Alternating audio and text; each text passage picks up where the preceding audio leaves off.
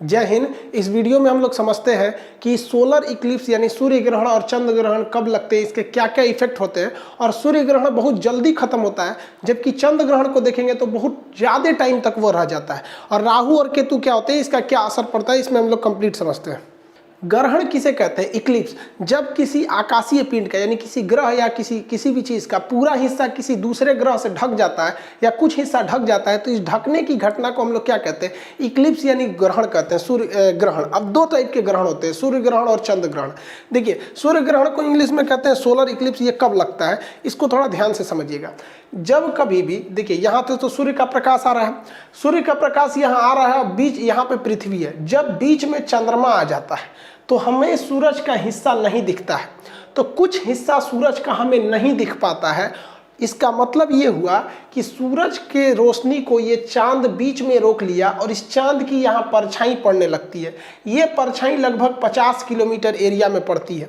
जिस देश में ये परछाई पड़ती है, पृथ्वी के जिस देश में, उस देश में हम लोग कहते हैं कि वहाँ से सूरज नहीं दिख रहा है, कटा हुआ दिख रहा है, क्योंकि बीच में कौन आ जाता है? चंद्रमा।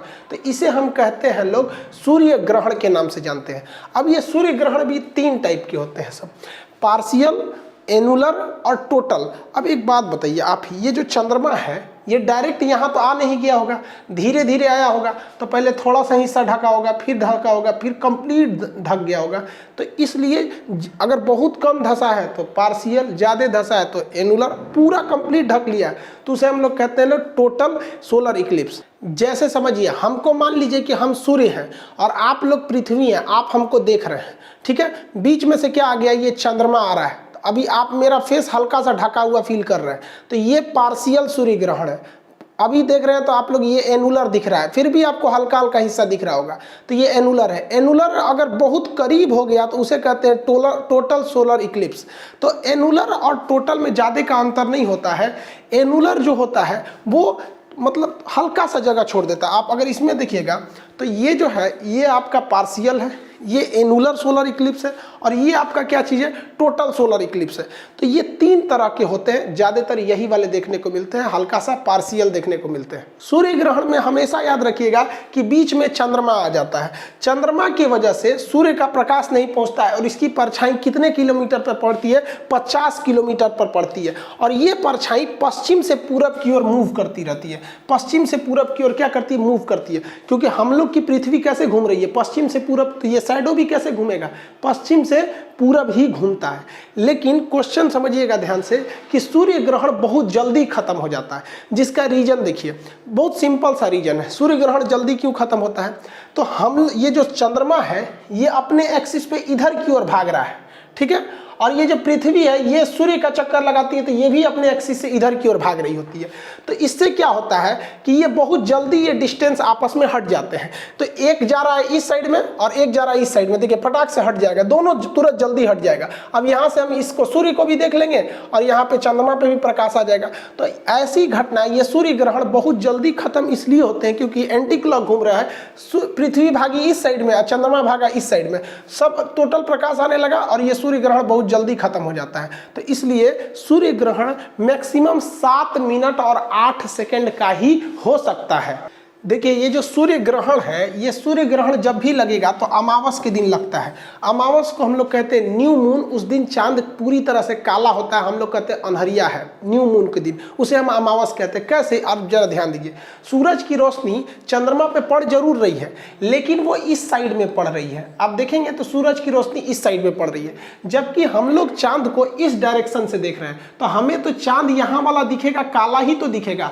इसीलिए कहते हैं कि जब भी सूर्य ग्रहण लगेगा वो किस दिन लगता है? अमावस के दिन, क्योंकि हम लोग इस साइड से इसे देख रहे होते हैं। अब इस सूर्य ग्रहण के कुछ प्रभाव होते हैं, ये सब समझ गए, टाइप समझ गए, टाइमिंग कम क्यों लेता है ये समझ में गए। इसके प्रभाव, इसका प्रभाव क्या होता है? इसे डायरेक्ट नहीं देखना चाहिए, इसका आंखों पर बहुत निगेटिव इफेक्ट पड़ता है, आंख की रोशनी भी जा सकती है। दूसरा कि टेम्परेचर, वातावरण का टेम्परेचर कुछ समय के लिए घट जाता है और ये सूर्य ग्रहण ज्यादा देर के लिए तो लगता भी नहीं है, 7 से 8 मिनट के लिए सूर्य ग्रहण लगता है। देखिए, अब चंद्र ग्रहण समझते हैं हम लोग। चंद्र ग्रहण को इंग्लिश में लूनर इक्लिप्स कहते हैं। चंद्र ग्रहण के समय होता क्या है कि चंद्रमा जो होता है वो साइड में आ जाता है, घूमते घूमते इस साइड में, और बीच में आ जाती है पृथ्वी। तो पृथ्वी से तो सूरज पूरी तरह से दिख जाता है, लेकिन ये पृथ्वी सूरज से उस प्रकाश को रोक देती है जो चंद्रमा तक जा रहा होता है, इसलिए हमें चंद्रमा का कुछ भाग कटा हुआ दिखाई देता है, तो जिसे हम लोग कहते हैं चंद्र ग्रहण के नाम से जानते हैं। अब ये चंद्र ग्रहण जो होता है ना बहुत लंबा समय तक होता है, 3-4 घंटा तक रहता है। एक्यूरेट टाइम जो होता है 3 घंटा 28 मिनट तक होता है। ऐसा क्यों होता है, ये ज्यादा टाइम क्यों ले रहा है?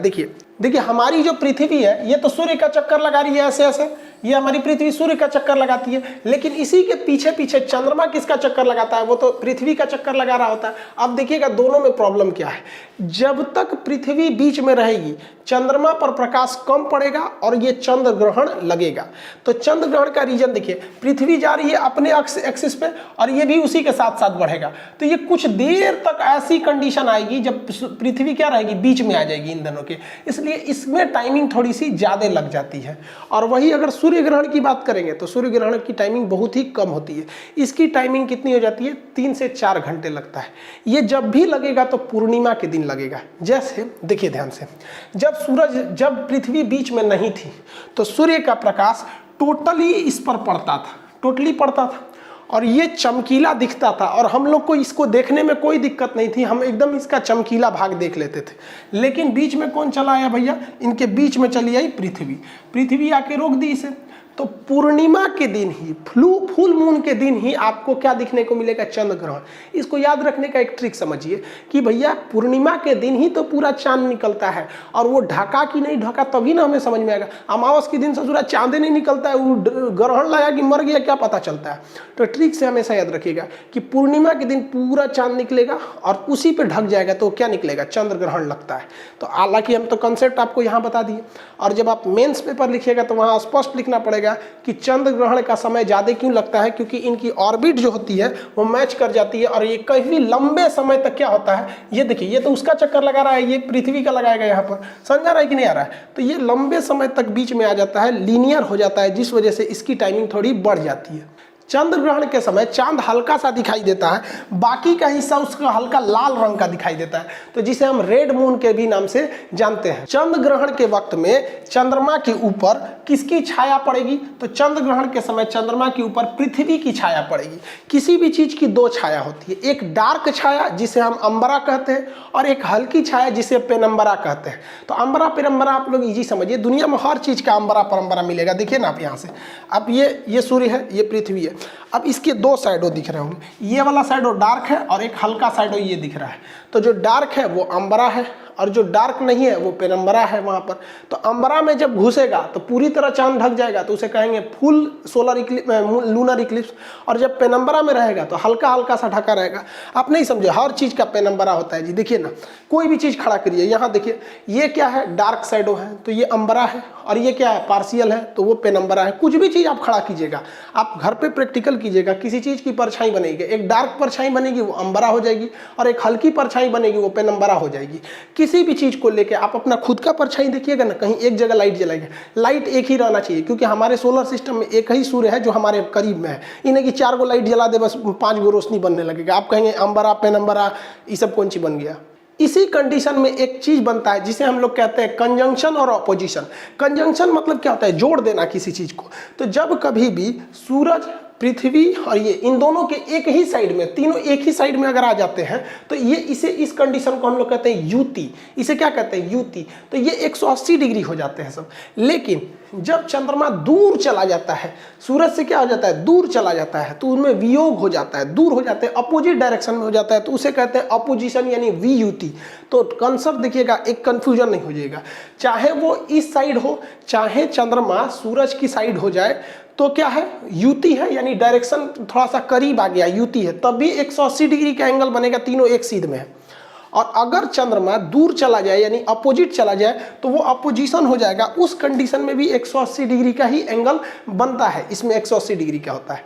तो युति और वियुति इन दोनों कंडीशन में चंद्रमा, पृथ्वी और सूर्य तीनों एक डायरेक्शन में हो जाते हैं और 180 डिग्री का एंगल बनता है। लेकिन युति में चंद्रमा सूर्य की ओर होता है और वियुति में सूर्य से दूसरी ओर होता है। देखिए, हमारे पृथ्वी पर 71% पानी है। इन पानी को चंद्रमा और पृथ्वी सूर्य अपने गुरुत्वाकर्षण से खींचते हैं, जिस वजह से समुद्र में लहरें उत्पन्न होती हैं। समुद्र में क्या होती है? लहर उत्पन्न होती है, जिन्हें हम लोग ज्वार भाटा कहते हैं, इंग्लिश में टाइड एंड ईव कहते हैं। तो पृथ्वी खींच रही है, चंद्रमा और पृथ्वी मिलकर क्या कर रहे हैं? खींच रहे हैं सब हमारे पृथ्वी के पानी को। तो इस खिंचाव को ही हम कहते हैं ज्वार भाटा। समुद्र में इन ज्वार भाटा के उत्पन्न करने में सूर्य और पृथ्वी, इन सूर्य और चंद्रमा, इनके खिंचाव बल यानी गुरुत्वाकर्षण बहुत महत्वपूर्ण भूमिका निभाता है। अब हम आपसे क्वेश्चन पूछते हैं, आप बताइए कि कंजंक्शन में तगड़ा खींचेगा या ऑपोजिशन में तगड़ा खींचेगा?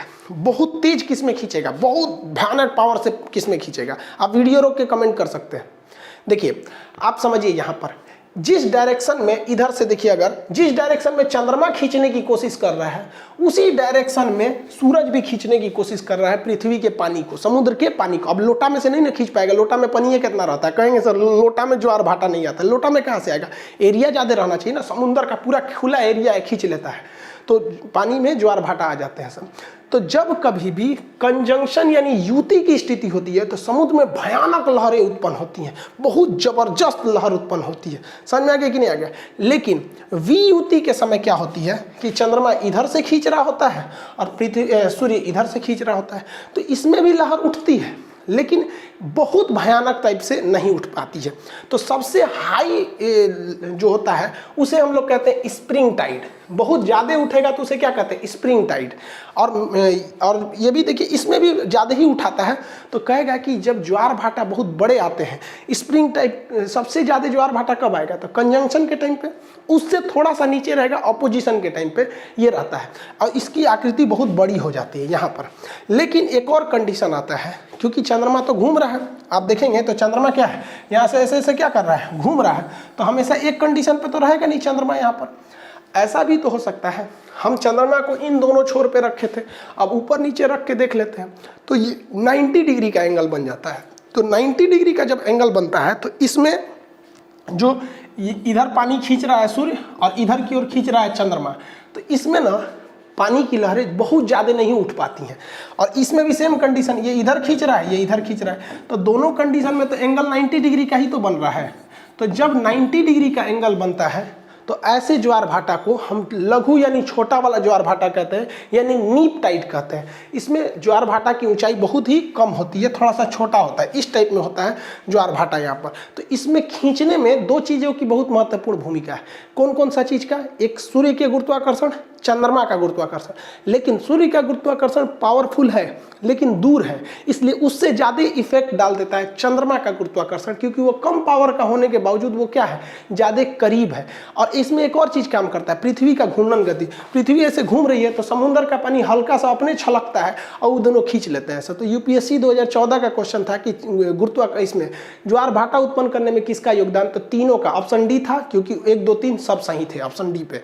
समझ में आ रहा है कि नहीं? अब ये इस लहरों को उत्पन्न करने में ये मुख्य भूमिका पृथ्वी का घूर्णन गति, चंद्रमा का गुरुत्वाकर्षण, सूर्य का गुरुत्वाकर्षण इसमें होता है। जबकि आप देखेंगे हीरोइन गाना गाती है, सागर में उठने वाली हर लहर को सलाम, ये तो तोरा खाती उठ रहा है काई, तो चंद्रमा पृथ्वी ये सब के गुरुत्वाकर्षण से उठ रहा है, इनको अपने सुझल रहता है। अब आप कंफ्यूज नहीं होइएगा।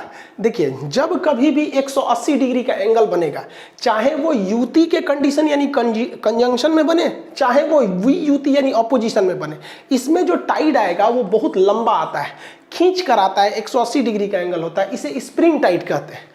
और जब कभी भी एंगल 90 डिग्री का बने, चाहे वो ऊपर की ओर से बने या नीचे की ओर से बने, तो जब 90 डिग्री का होता है तो उसे को कहते हैं हम छोटा ज्वार भाटा, लघु ज्वार, जिन्हें हम नीप टाइड कहते हैं। तो या ऐसा कंफ्यूजन में मत होइएगा, कुछ कहता है कि इसमें बड़का आएगा इसमें छोटका आएगा। भाई ये दोनों कंडीशन में बड़का आएगा, इन दोनों कंडीशन में छोटका आता है। समझ में आ रहा है कि नहीं आ रहा ये सब चीज़ें? तो इसमें कंफ्यूजन नहीं हो जाएगा, क्योंकि आजकल एग्जाम में क्वेश्चन फिगर बना के दे रहा है। अब कंफ्यूजन एक चीज होता है, सीजीवी किसे कहते हैं? सीजीवी ऐसी चीज होती है जिस वैसा कंडीशन जब तीन कोई चीज आगे पीछे खड़ी हो, लेकिन ऊपर से दिखने में वो एक सीध में दिखे तो उसे सिजवी कहते हैं। सिजवी और लीनियर होने में बहुत का अंतर होता है। देखिए ये अभी आपको एक डायरेक्शन में नहीं दिख रहे हैं, लेकिन अगर ऊंचाई से देखिएगा हेलीकॉप्टर से तो ये तीनों एक साथ दिखाई देंगे। यहाँ एक तो अगर आप हेलीकॉप्टर से देखेंगे तो एक गोला यहाँ दिखेगा, एक यहाँ दिखेगा और एक यहाँ ऐसे दिखाई देगा। तो इस कंडीशन को हम लोग ज्योग्राफिकल नेम कहते हैं सिजवी। सिजवी यहाँ पे भी है, ऐसे भी सिजवी है, ये भी सिजवी है, ये भी सिजवी है, यहाँ पे आने के बाद भी सिजवी है। अब आप कहेंगे कि सर ग्रहण लग जाएगा, क्योंकि पृथ्वी से अब चंद्रमा नहीं दिखेगा। देखिए सिजवी के कंडीशन में ग्रहण नहीं लगता है। सिजवी उसे कहते हैं जब एंगल पृथ्वी और चंद्रमा के बीच में जो एंगल है वो 5 डिग्री का होता है, मतलब ये ऊपर नीचे है।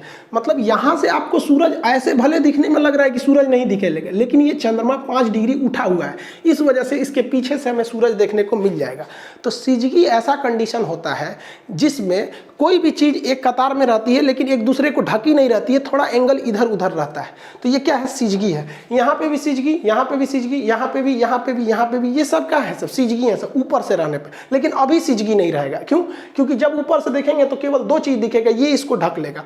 तो ये सिजगी का कंडीशन समझ में आ गया, 5 डिग्री का एंगल होता है। अगर आप देखेंगे तो ये भी सिजगी है, क्योंकि यहाँ यहाँ यहाँ, हाँ ये सिजगी नहीं है, इसके इधर ये भी सिजगी है, ये भी सिजगी, ये भी सिजगी है। समझ में आ गया कि नहीं आ गया? सिजगी। सिजगी और लीनियर में अंतर क्या होता है, देखिए ध्यान से। ये चीज अभी सिजगी है क्योंकि इसमें हम 5 डिग्री का अंतर किए हैं, लेकिन सेम फिगर अगर हम यहाँ बना दें और इसमें 5 डिग्री ऊपर नीचे का अंतर खत्म कर दें तो ये क्या हो जाएगा, ये हो जाएगा सिजगी और ये हो जाएगा लीनियर। ये हो जाएगा लीनियर, इसे कहते हैं रेखीय कहते हैं। तो अंतर समझिएगा, जब 3 कोई चीज हो, एक प्लेन में खड़ी हो और उसके तल में ऊपर नीचे का अंतर हो तो उसे सिजवी कहते हैं। लेकिन तल में थोड़ा भी अंतर ना हो, एकदम सीधे हो कि एक दूसरे को ढक ले तो उसे लीनियर कहते हैं। लीनियर के कंडीशन में ही आपका ग्रहण लगता है। ये कई बार क्वेश्चन पूछा है कि ग्रहण लगने के लिए सिजवी जरूरी है कि लीनियर जरूरी है। लीनियर एक ही पे होता है, इस पे कोई एंगल नहीं है, इसलिए एक क्या करेगा, बीच वाला ढक लेगा, जबकि इसमें नहीं ढक पाता है। तो सिजवी और लीनियर में अंतर होता है। अब दोनों कंडीशन को हम आपसे मिला के पूछते हैं। यहाँ देखिए हम 2 फिगर बनाए हुए हैं यहाँ पर।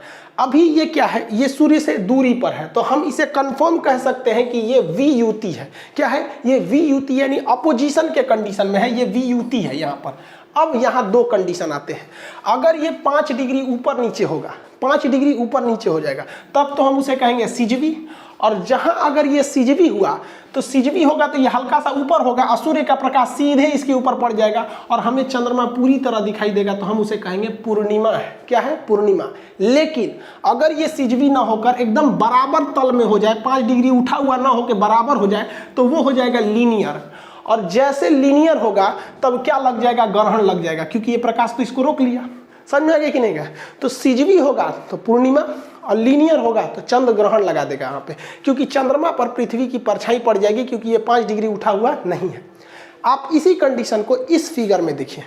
ये फिगर बीच में चंद्रमा है, यानी करीब चला गया। तो जब चंद्रमा करीब चला जाता है, यहाँ पर सूर्य के करीब आ गया, तो इसे युति कहते हैं। इसे क्या कहेंगे? युति कहते हैं। समझ आ गया कि नहीं? युति तो पढ़ाई दी है अभी, युति कहेंगे, कंजंक्शन। युति में भी एक शर्त, अगर ये सिजवी है, अगर ये सिजवी है तो सिजवी में ये 5 डिग्री उठा हुआ रहेगा। 5 डिग्री उठा होने से सूर्य का प्रकाश सीधे पृथ्वी पे पहुंच जाएगा, कोई दिक्कत नहीं। लेकिन चंद्रमा पर केवल इस वाले डायरेक्शन में पड़ेगा और हम लोग को इस डायरेक्शन से देखने पर क्या होगा कि ये वाला चीज काला दिखेगा। तो हम ये कह सकते हैं कि अगर युति आया है, युति मतलब कंजंक्शन है, और अगर वो सिजवी है तब वो हमें क्या दिखेगा? अमावस दिखेगा। क्या दिखेगा? अमावस। लेकिन अगर सिजवी ना होकर क्या दिख जाएगा भैया? लीनियर हो जाएगा, यानी इन तीनों का तल बराबर हो जाएगा, तो सूर्य के टोटली प्रकाश को ये चंद्रमा रोक लेगा और हमें यहाँ से देखने पर ये चंद्रमा की परछाई पृथ्वी पर पड़ेगी और हमें सूर्य पूरा नहीं दिखाई देगा। जब सूर्य पूरा नहीं दिखाई देगा तो उसे कहते हैं सूर्य ग्रहण। क्या कहेंगे? सूर्य ग्रहण के नाम से जानते हैं। समझ में आ गया आप लोग को इस फिगर के हिसाब से? अब आपके एक मन में सवाल आएगा कि अगर ये हम सूरज को देख रहे थे, बीच में चंद्रमा आ गया तो ग्रहण लग गया, तो बीच में जब ये 2 ग्रह हैं सब, बुध और शुक्र यानी मरकरी और वीनस, तो इनसे ग्रहण क्यों नहीं लगता है? क्योंकि पृथ्वी, सूर्य तो इनसे भी ढकती है। तो देखिए इसको इससे ज़्यादा नहीं ढक पाता है। रीजन समझिए, चंद्रमा जो है हमारे करीब है। जब आप हाथ को करीब लाते हैं तो बहुत बड़े एरिया को ढक लेते हैं, और दूर हाथ रखते हैं तो ज़्यादा एरिया को नहीं ढक पाते हैं। ये करीब है इसलिए ये सूरज को ज़्यादा ढक लेता है। इससे ज़्यादा बड़े ये दोनों ग्रह हैं, लेकिन ये काफ़ी दूरी पर है इसलिए ज़्यादा एरिया को नहीं ढक पाते हैं। जैसे इसको मान लीजिए कि ये कोई ग्रह है, अभी आप बताइए तो ये कितना ढक पा रहा है? इस बोर्ड को थोड़ा सा ढक पा रहा है, बहुत थोड़ा ढक पा रहा है। तो वैसे ही काम करते हैं सब ये बुध ग्रह, इतना दूरी पे है कि बहुत कम ढकता है। लेकिन अगर हम इसी को आपके करीब लाएंगे तो देखिए ना, बहुत ज़्यादा एरिया ढकते जाएगा। करीब ला देंगे तो पूरा ढक लेगा। पूरा ढक लिया कि नहीं ढक लिया? तो यही वजह है कि चंद्रमा छोटा होने के बावजूद ज़्यादा सूरज को ढक लेता है और ग्रहण लगा देता है, क्योंकि ये करीब है। और ये बड़े होने के बावजूद होते हैं, ये पूरी तरह से नहीं ढक पाते हैं क्योंकि ये दूरी पर है। तो इस घटना को हम ग्रहण नहीं कहते हैं, बल्कि इससे सूर्य ढकता नहीं है, बल्कि हल्का हल्का धब्बा धब्बा दिखता है, दो ठो गोल। तो इस घटना को हम परागमन या ट्रांजिट कहते हैं। परागमन कहेंगे या फिर ट्रांजिट कहेंगे। तो ग्रहण ये अलग चीज हो जाता है। अगर आप माइथोलॉजी यानी धार्मिक ग्रंथ के हिसाब से देखेंगे तो क्या था भाई, ग्रहण क्यों लगते हैं? तो इससे दुश्मनी थी किसकी? देखिए ध्यान से, एक अमृत का एक घड़ा मिला था कि जो पी लेगा वो कभी मरेगा ही नहीं। तो राक्षस और देवताओं में दुश्मनी चलता था। राक्षस देवता अच्छे थे, राक्षस खचरा थे सब। लेकिन दिक्कत था कि राक्षस सब बलशाली भी ज़्यादा था सब। तो देवताओं ने एक प्लान बनाया, विष्णु भगवान ने प्लान बनाया था कि ये अमृत जो है ना, हम देवताओं को पिला देते हैं। तो देवताओं को एक अलग लाइन में रख कर ये अमृत पिलाया जा रहा था। तो इसी में ससुरा एगो राक्षसवा बहुत खचरा था, वो घुस के इसी में लाइन लगा के बैठ गया। इसमें जब घुस गया ना तो ये लाइन से पिलाते पिलाते इहो पी लिया। ससुरा कहीं का राक्षसों अमृत पी लिया। अब तो कुछ भी करिए मरेंगे नहीं यहाँ पर। अब क्या करेंगे? तब तक पीछे से देख रहे थे सब इनको। सूर्य देख रहा था और कौन देख रहा था? चंद्रमा देख रहा था। ये दोनों देख रहे थे सब और इशारा कर दिए से, दूर लोल कहीं का एकरा पिया दे लो, अभी मरबे नहीं करेगा, अब क्या होगा? तो ये ससुरा जो था इन दोनों पर पिनिक गया कि तेरा ढेर नौटंकी सूझल है। तब तो विष्णु भगवान अपना चक्र चला दिए, जिनको सुदर्शन चक्र, और ये जो ग्रह था, ये जो राक्षस था, इसका सर कट गया। इसका सर क्या हो गया? कट गया।